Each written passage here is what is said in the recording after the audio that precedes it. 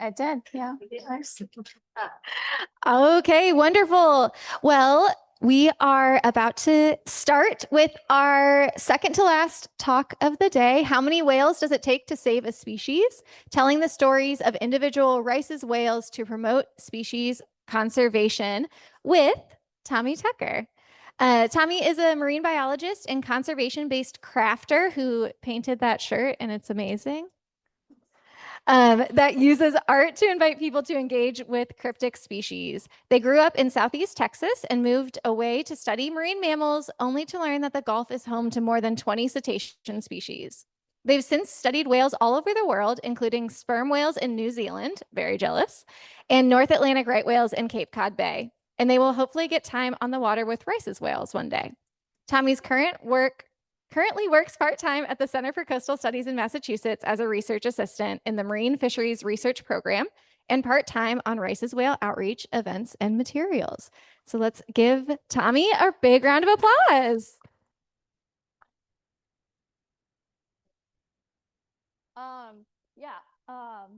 Hi, thank you everyone. I wanted to say really quickly, it's been so cool getting to be here, and it's such an honor getting to I don't know, just be in a space with you all. This is my first time in Beaufort, and all of the talks have been absolutely incredible, and the questions have been really great. So I'm just very grateful to be here. Thank you, Keith, for kind of inviting me to speak, and for everyone organizing the talks or the symposium. It's been really, really awesome.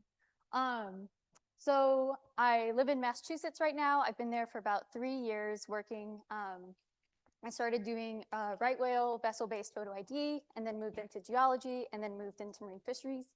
And so if anyone's interested in conversation about what it's like working kind of with fishermen, or if anyone's like a marsh person, be very interested to talk about that. But my focus is mostly on Rice's whales outside of my work. So I grew up, I grew up somewhere. But oh, thank you. Okay. Oh man, that's okay. I might have turned it off also. I'm just gonna act everything out for this. Okay, sweet, thank you. So I grew up in Southeast Texas, near Houston, but closer to Louisiana.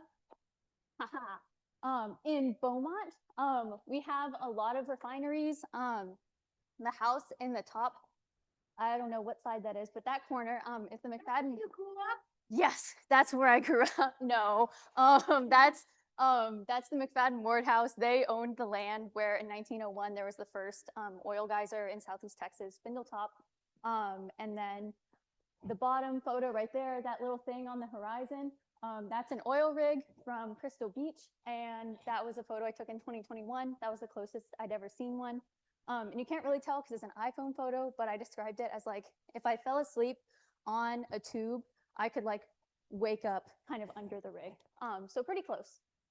But yeah, so Beaumont's part of the Golden Triangle, not gold like California gold, but gold like black gold oil. So it's Beaumont, Orange, and Port Arthur. So that's kind of the industry that I grew up in. And earlier in the oil talk, you know, he was talking about how New Bedford is kind of like what Houston is now. And I've been thinking a lot about that in terms of the Gulf's history, where we have sperm whales in the Gulf, but that's not the oil industry that we engaged with, which I think is really interesting. So context for Spindletop, this is kind of where the oil industry really went off, and it still very much is. And I got really interested in marine science because the Deepwater Horizon oil spill was when I was in 5th grade, and that was April 20th, so it was during Earth Week. And so in science class, we were watching like all of the oil building up from the seafloor, and then a few days later, they were like, we're gonna go to the movies, and we watched Disney's Oceans, and it was incredible. Just like, you know, my understanding of the ocean was going to the beach and then like walking out, and as soon as my ankles are like underwater, I can't see my toes. Like that was my understanding of what oceans look like. And then there was this, and it was stunning and it was beautiful, and I was like, I want to understand how these both exist. And so then I kind of got hooked. And so that was kind of like me and why I'm here. And then a quick table of contents for this talk.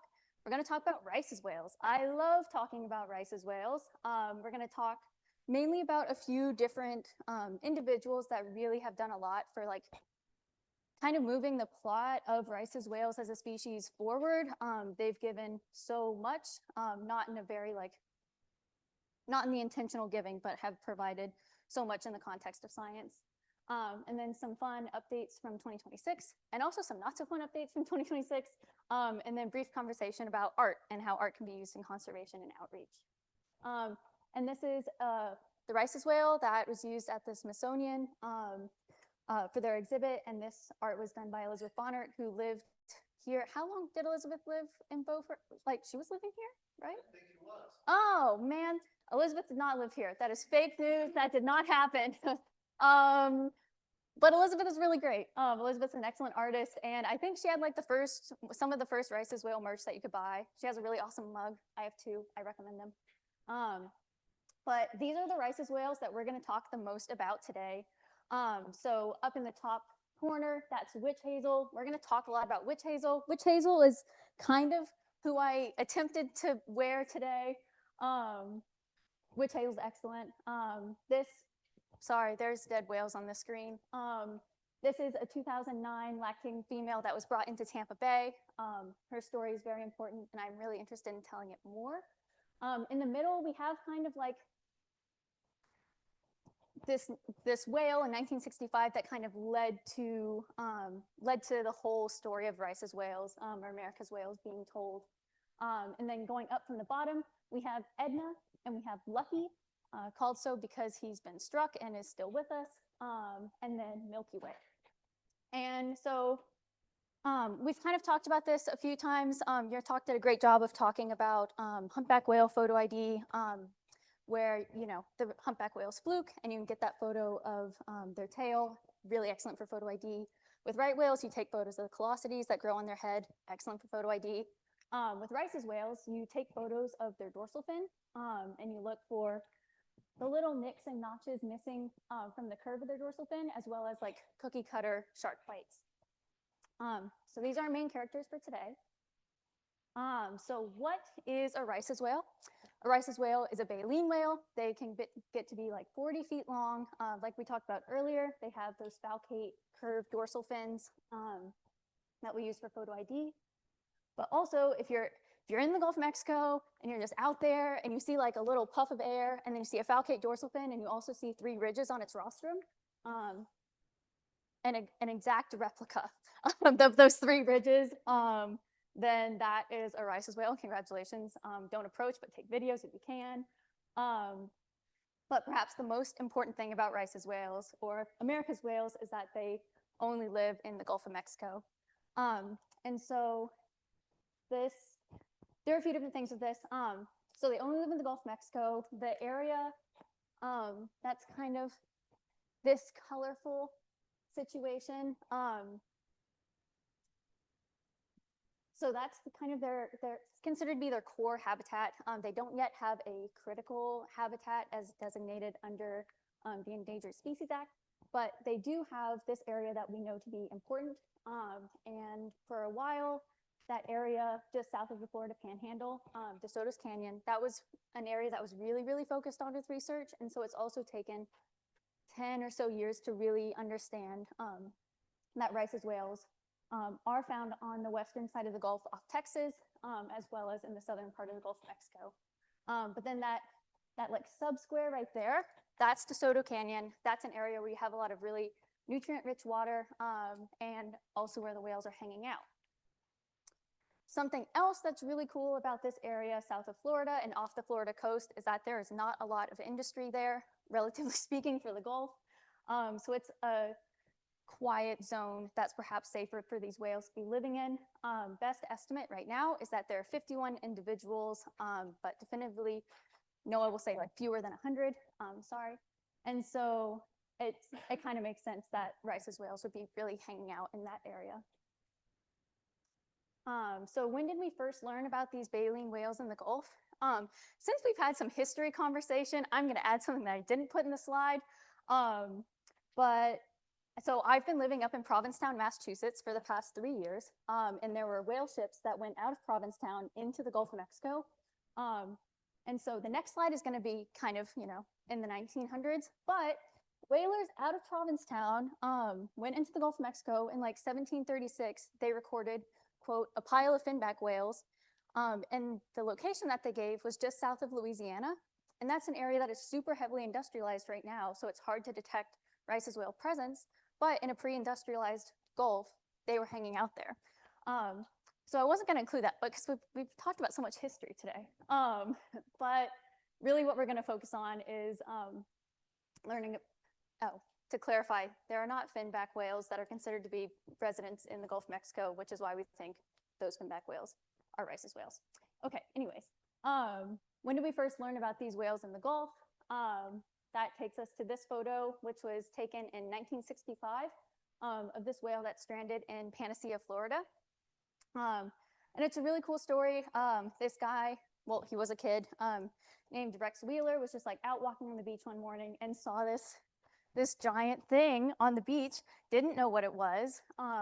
There's no culture of engaging or interacting with whales along the Gulf Coast or in Florida, especially not in the 1960s.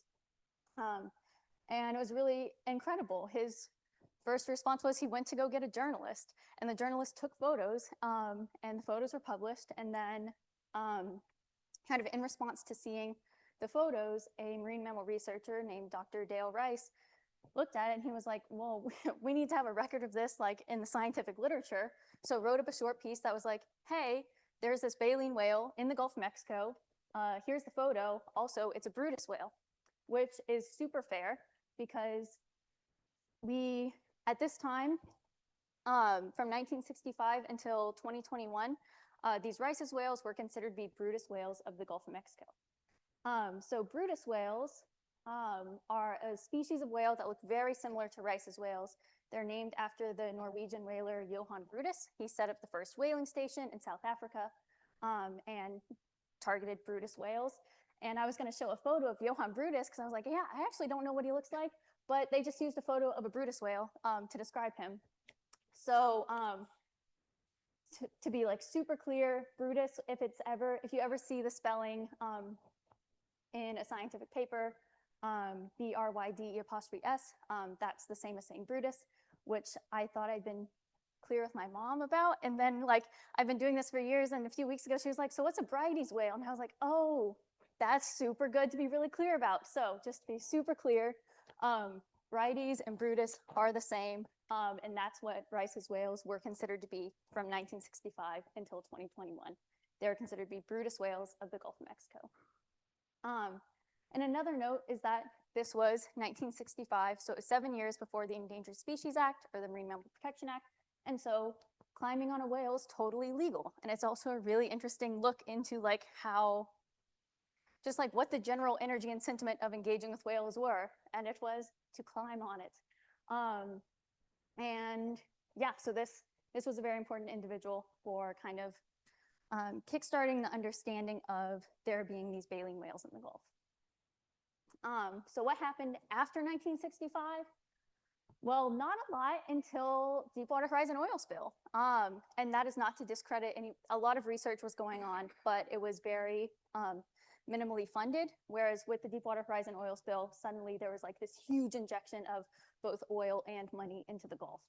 And so researchers were finally like, oh my God, I can like fund my projects. And so a bunch of stuff happened, which I refer to later as like the great texts of the 2010s, because so much stuff about Rice's whales got published. But yeah, so we have money now. And that led to this first study that we're going to talk about, which is really the story of Edna and Milky Way. These are the first names, or the first named Rice's whales that I learned about. And Edna is also a photo, or a whale that's been identified both by drone and by boat. So she has this little mark right there. And then Milky Way, who has like the scattering of stars or white spots on his back. And so we talked about suction cup tagging earlier, but these whales had suction cup tags put on their backs, and they were really excellent tags that had an internal gyroscope. And so not only could you see kind of like where the whales were swimming in the Gulf, but you could see that what depth they were swimming at and also their acceleration. And so this was, just more Edna and then Milky Way at the top. Really useful for seeing what these whales were doing. Milky Way's tag, whoever tagged Milky Way did a great job. I know it's not on the person and it's a lot of circumstance, but Milky Way's tag stayed on for almost 64 hours. Edna stayed on for just over a day. And so to quickly walk through what we're looking at here, so we have time on the x-axis, and then the y-axis, we have depth. So at the very top, that is the surface of the water. And then as you go down, that is going deeper into the water column. And we have also a white background and then a gray background. The white background is daytime. So where are these whales during the day? What are they doing in the water column? And then the gray is at night. What are they doing at night? Yes. Yeah. Yeah. So that's another thing. They're diving. Yeah. They're foraging kind of nonstop, which, yes, exactly. And it makes that kind of difference so distinct. And yeah, we're going to talk about foraging. So this is a really cool rendering of Edna's dive. And someone at a talk a few weeks ago was like, we should get Disney in on this and make a roller coaster that's like Edna's dive, which would be so cool. All right, let's see it. Maybe. But just like, oh no, you can't see it. Anyways, just going down and around and around. It's very dynamic. There's a lot of movement. I'm so sorry. Oh, I just have to drag it? Yeah, that's a second screen. Yeah, if you could do that, thank you. But yeah, so they were able to kind of record the dives of both Edna and Milky Way. Edna for a day. And yeah, there she goes.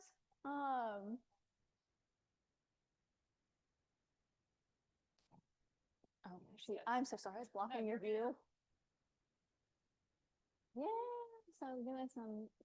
So Rice's whales, also important context, they are fish eaters, and their primary, the way we understand their prey to be right now, is like small oily fish called silverback driftfish. And they also do really deep dives. So we've seen photos today of, in your presentation, there was the whale that was hanging out with his mouth open, the fish were jumping in. Rice's whales are not doing that. They are really working for their food. They're doing really deep dives and doing lunges kind of at the bottom of their dive sequence. Thank you so much. And just comparisons between what Milky Way and Edna are doing. And then another thing that seeing their dive profiles kind of highlights is the difference between their daytime and their nighttime position in the water column. And these could be, it's hard to know if this is just, two whales who have unique behaviors within a species, or if this is kind of like common for the species, but they're hanging out really, really close to the surface of the water at night. They're not doing a lot of foraging dives at night. They're hanging out in the top 15 meters of the water column. We've already seen today how perhaps hanging out in the top of the water column for whales doesn't work out so well all the time. And so Milky Way and Edna's tagging kind of provides support for, yeah, these whales are really hanging out near the surface where they're not super visible. And so there have been a few things that have been proposed to like, okay, how can we circumvent this? We know what their behavior is. We know kind of where they're living, and we know where our shipping lanes are. For various reasons, a vessel slowdown rule did not pass, which I'm not saying directly led to this. I should have thought about that messaging more, but just as an example, that perhaps it's not just that Edna and Milky Way are unique in their behaviors, but that this is a species-wide hanging out near the surface. This is, once again, the animal Lucky, who's been struck by a vessel, survived, and is still swimming in with us, but did, did have that interaction. And then this is another example of a vessel strike of a Rice's whale. This was a lactating female that was brought into Tampa Bay on the bow of the ship in 2009. And this is a really, really sad story because this was 2009. This was right before the Deepwater Horizon oil spill, where we saw it's estimated that 20% of the population was harmed, and that oh my gosh, I'm so sorry. What are the words for that? But basically, the endocrine system for, oh my gosh, the reproductive failure. I'm so sorry. That's the phrase. There was reproductive failure amongst female whales. And so knowing that, you know, that was potentially a year in 2009 where one calf was added to the system, but instead 2 whales were taken out of the species is really sad. And so this 2009 lactating female, she does not have a name. She was brought to Fort DeSoto Park in Tampa and was buried. And I'm really interested in either putting up a plaque or otherwise doing kind of very place-based storytelling to tell her story, just so that, you know, people who are hanging out at the beach there know that there was this whale that was brought in and spent some time beneath the sand here. And yeah, just a really beautiful story. And there was a really excellent paper in the Tampa Bay Times published about a year ago that also tells her story very well. So these are the great texts of the 2010s. So these were kind of like funded by, or there was enough space and funding available post Deepwater Horizon oil spill to really get a lot of papers about Rice's whales out, because at this time they're still considered to be Brutus whales of the Gulf of Mexico.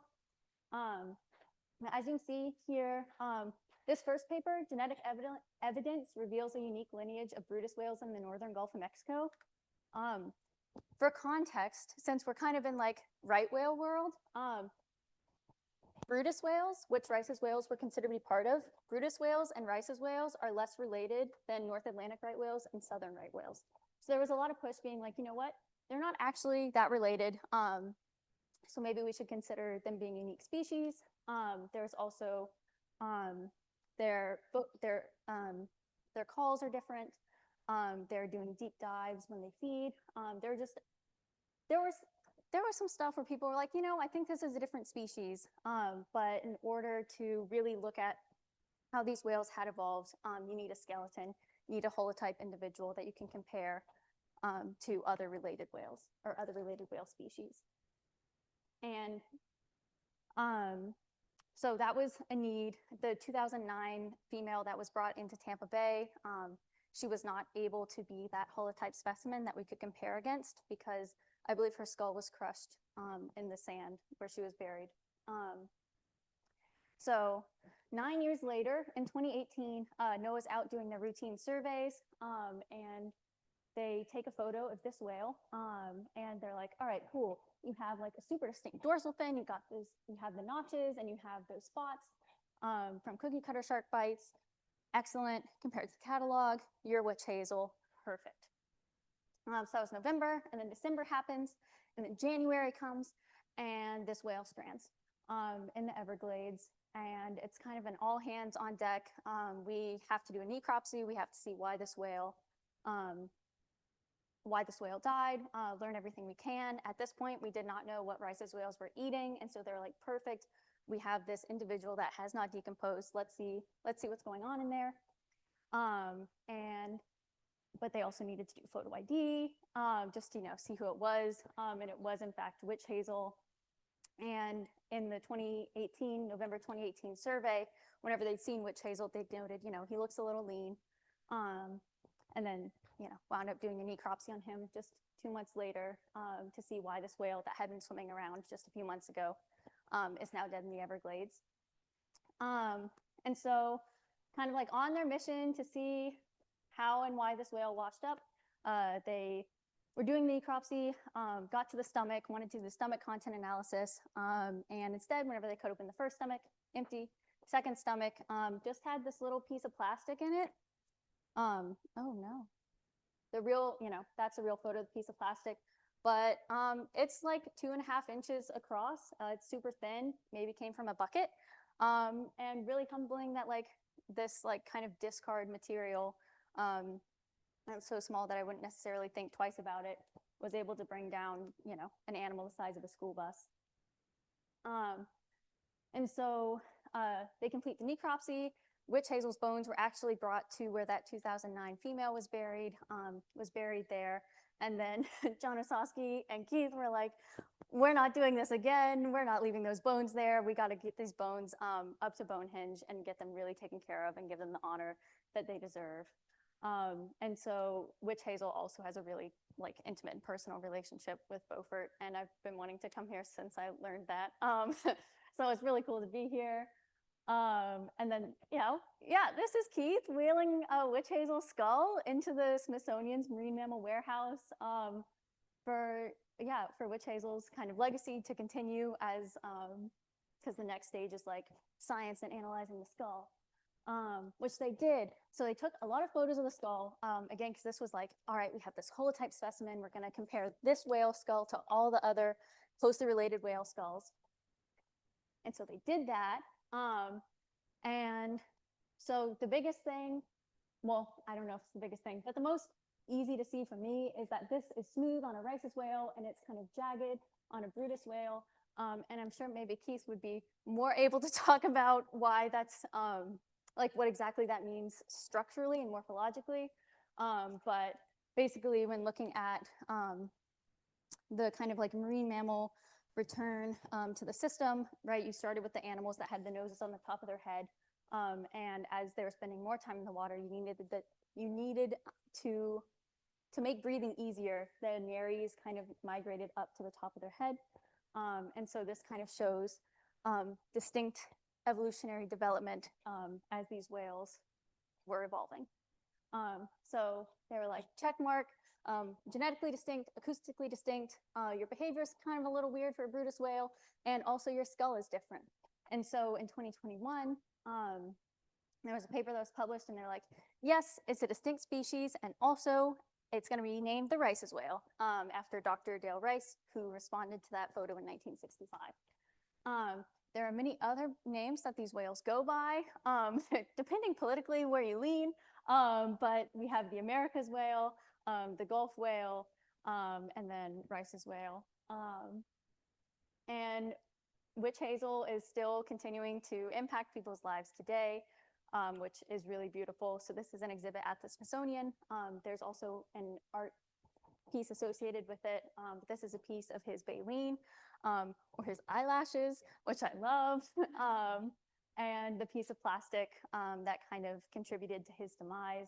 And I saw this exhibit in 2023, and you know, I thought I would just be like so moved by getting to see a piece of Witch Hazel's baleen, but what really got me was like seeing the plastic and being like, that is so small. Yeah, so very grateful that Witch Hazel has kind of representation there. So just a quick recap and time to appreciate these whales that have contributed so much directly, indirectly. Again, we have Witch Hazel. We have our 2009 female that I would love for her story to be more recognized and told. Perhaps giving her a name would be really beautiful. Our 1965 whale from Panacea, Florida, and then Edna, Lucky, and Milky Way, and then some fun updates. Okay, so this year, on March 7th, 2026, was the 3rd annual Gulf Coast Whale Festival. So to kind of address the fact that we have whales in the Gulf, but like it's not really part of kind of like, it's not a casual thing people know about. You're not like in the grocery store and you're like, oh, you see the whales? Like that's not part of life down in the Gulf. And so really trying to create centers of like celebration to be outdoors talking about the Gulf, but specifically kind of highlighting the fact that we have so many species of whales and kind of centered around Rice's whales. And each year has gotten better. We had the first one in 2024, and then this year we had the 3rd one, and the county that Pensacola is in actually named March 7th to be Gulf Coast Whale Day. We had a speaker the night before to kind of kick off the festival, and Laura Ingleby, who used to be at NOAA, the Marine Mammal Branch Chief in the Southeast, gave a talk, and it was really beautiful. And this image that she's presenting on is just a different angle of that 2009 female that was brought into Tampa Bay. And then I got to read Nan's book inside an inflatable Rice's whale to a bunch of kids, and it was awesome. And so if anyone's debating going to Pensacola, I highly recommend doing it around the Gulf Coast Whale Festival. I'm sure next year will only be bigger and better. And it's also really beautiful because it's kind of picked up its own momentum. So a few surfers from the community came to the event last year, and they're like, whoa, we spend all of our time in the water and we had no idea there are whales. What can we do? And so they like started having a surfing competition that was on the same beach that we were at for the festival. And so there were surfers, and then there were scientists, and then there were kids. There was also a mermaid who was there. So it was just like really, really great energy. And it was very much an organic, like people seeing the passion of, the surfers recognizing the passion and the importance of celebrating these whales, and kind of like growing in support. And then there's a really great group of high school students that work at the festival every year. And this year we think we reached 2,000 people, which is really, really cool. And so a lot of great work going on there. And then kind of a less thrilling thing, but perhaps more important, is if anyone's going to be in the DC area on March 31st, there is a rally being organized kind of in defense of the Endangered Species Act. I was hoping I would have more information by this, but I do not. Do you? No? Okay. But anyways, if anyone's going to be in DC on March 31st, or if anyone wants to be in DC on March 31st, the art that's hanging on the walls and most of the stuff up here will be there to kind of show support for Rice's whales and the importance of using science to make decisions about what can happen industrially in the ocean and everywhere. But so whenever I work at environmental festivals or give talks at schools, I really like to have art stations set up so that people who, like myself, have never seen a Rice's whale, may never see a Rice's whale, can like physically engage with them just through the act of making art, and then take that home with them and kind of have that be an invitation to a caring relationship. And it's also really nice because as a quieter kid going to like festivals and big outing things, it was very intense. But having like a little quiet art station makes it so that like the quiet kids can come hang out and just make their art and hang out and passively absorb everything that's happening. And it's really wonderful. And so if anyone does a lot of outreach and is interested in kind of incorporating art or is already incorporating art, I would love to hear what you're doing. And then also if anyone does outreach here, we also have Rice's whale like ID matching games that I would be more than happy to share, just to get people talking about Rice's whales in science and conservation. And then that's kind of what I do. So for the past like 7 years since I left the Gulf and then learned that there were whales there, I've been working with other artists. A really famous like bird comic artist reached out and was like, hey, let's do something about Rice's whales. And so we made a comic, or she made the comic, and it's gorgeous. There's Clearwater Marine Aquarium's inflatable Rice's whale, and then the small high school in Pensacola, they have an inflatable Rice's whale. And so really just like working together to share the story of Rice's whales through like shared resources is really, really important. And I spoke. So we have tons of time for questions, comments, and scheming. Yeah, that's it. Thank you. Yeah.